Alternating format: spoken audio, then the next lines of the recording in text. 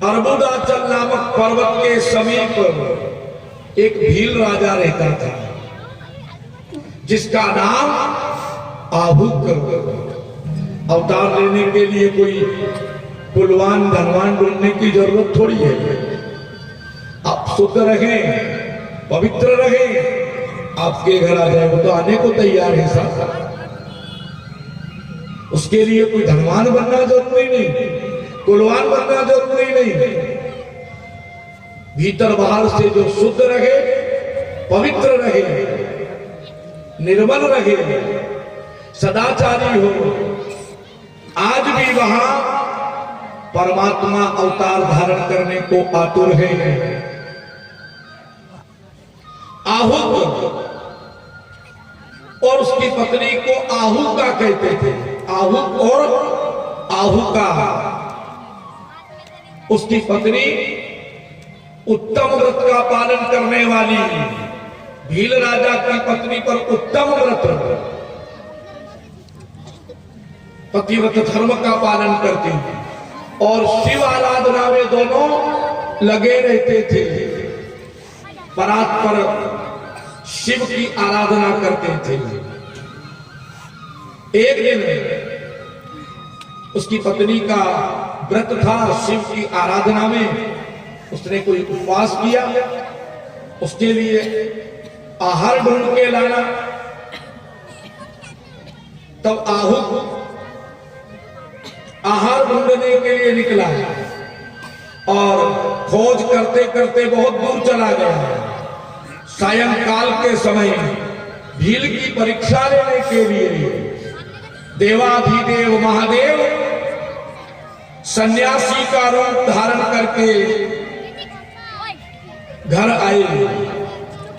इतने में ही उस घर का मालिक भील भी कहीं जंगल से भटकते भटकते आ गया। बड़े प्रेम से उसने, भील राजा ने उन सन्यासी महाराज का पूजन किया, यतिराज का पूजन किया, उन्हें आसन पर बिठाया और भगवान शिव ने कहा, हे भील, आज मैं तुम्हारे घर रात रुकना चाहता हूं। मैं कहां जाऊंगा रात्रि में, इसलिए मैं तुम्हारे घर, अगर मुझे आप रोक लो तो बड़ी कृपा हो। तब भील ने कहा, स्वामी जी आप ठीक कहते हैं, मेरी बात सुनिए, मेरा घर बहुत छोटा है। जंगलों में रहने वाले भील कोल बड़ा कितना बड़ा मकान होगा, छोटी टपरिया बना लेते हैं। हमको तो बड़े बड़े आलिशान बंगले बनाने के बाद भी संतोष नहीं, पर इन जंगल में रहने वाले हमारे इन वनवासियों को देखो, हाँ ये थोड़ा सा बना लेते हैं और रोटी पर मिर्ची रख करके खा लेते हैं और संतुष्ट पानी पी करके। पकवान है उनके लिए, हम पकवान खा करके भी संतुष्ट नहीं है। और हष्टपुष्ट बलिष्ठ भील ने कहा, हे महाराज आप निश्चित रुके, मेरा घर छोटा है, वहां हम सब कैसे रहेंगे। तब भील ने कहा, हे महाराज आप घर में शयन करें, क्योंकि रात्रि में जंगली जानवर आते हैं, आपको बाहर कहां सुनाएंगे। मैं अस्त्र शस्त्र लेकर के बाहर से आपकी सुरक्षा करूंगा। आप मेरे अतिथि हो। तब उनकी पत्नी ने कहा, नहीं महाराज, अरे आप महाराज जी के साथ आराम कीजिए, मैं बाहर रहकर पहरा लगाऊंगा। पत्नी की बात सुनकर भील ने सोचा, ये ठीक नहीं है, अपनी अर्धांगिनी और मैं सोता रहूं और ये पहरा लगाए। और सन्यासी का कहीं और जाना ठीक नहीं है, ये दोनों ही कार्य गृहस्थी के लिए अनुचित है। अतः मुझे घर के बाहर रहना चाहिए, जो होना होगा वो होगा। और सन्यासी को घर के भीतर सुला दिया।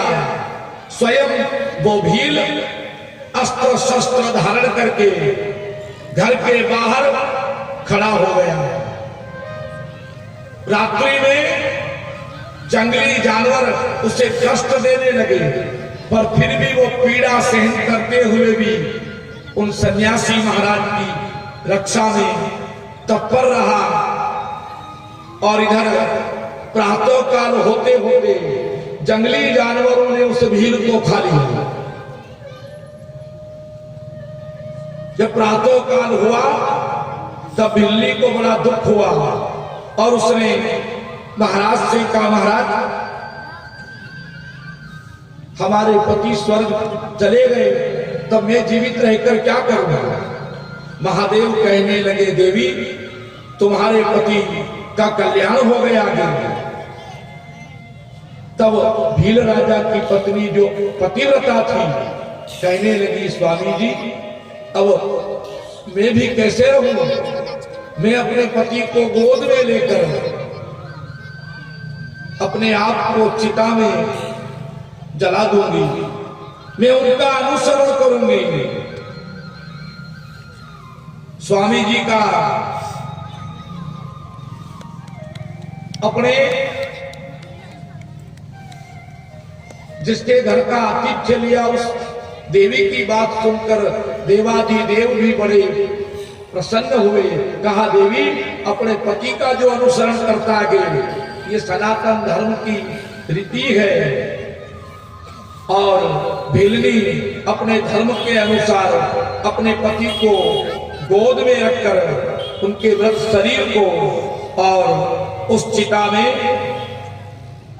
प्रवेश किया। उसी समय आशुतोष भगवान शिव प्रकट हो गए।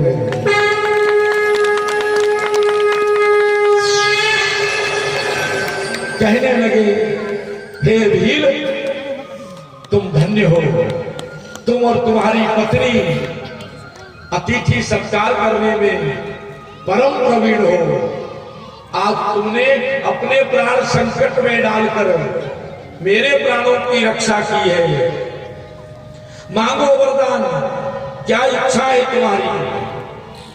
तब भीलनी को बड़ा सुख मिला और कहा, हे देवाधिदेव, हे महादेव, आप अगर प्रसन्न हैं तो आपका जो ये स्वरूप है यति रूप, ये भावी जन्म में हंस रूप में प्रकट हो, यही मैं चाहती हूं। हे यतीश्वर, मैं आपको प्रणाम करती हूं। नंदीश्वर कहते हैं भगवान शिव लिंग रूप में स्थित हो गए। भील अपने धर्म से विचलित नहीं हुआ, इसलिए उसे फिर से जीवन दान मिला। भील और भीलनी शिवलिंग का पूजन करते हैं और वो शिव अचलेश के नाम से प्रसिद्ध हुए। बोलिए अचलेश्वर महादेव की। और दूसरे जन्म में शिव पूजा करने का फल उस भील को मिला इनाम। दूसरे जन्म के अंदर भील और भीलनी विदर्भ देश के अंदर, विदर्भ देश में प्रकट हुए। ये आहूका नाम की भीलनी राजा भीम की पुत्री दमयंती हुई और ये भील निषद नगर में वीरसेन के पुत्र हुए। इन्हें राजा बना दिया गया। दूसरे जन्म में शिव की पूजा और प्रसाद का फल देखो, वे राजा बन गए। शिव ने उस अवतार में हंस रूप धारण किया और हंस अवतार धारण कर शिव ने नल और दमयंती की कथा आती है, दशा माता पे सुनाई जाती है, सुनते होंगे आप। राजा नल और महारानी दमयंती, जब उनकी दशा खराब आई तो खूंटा हार निकल गया 9 करोड़ का। राजा नल और रानी दमयंती, पर उन्होंने धर्म को नहीं छोड़ा। पथ को नहीं छोड़ा तो फिर से खोई हुई संपदा प्राप्त हो गई। सूत जी भगवान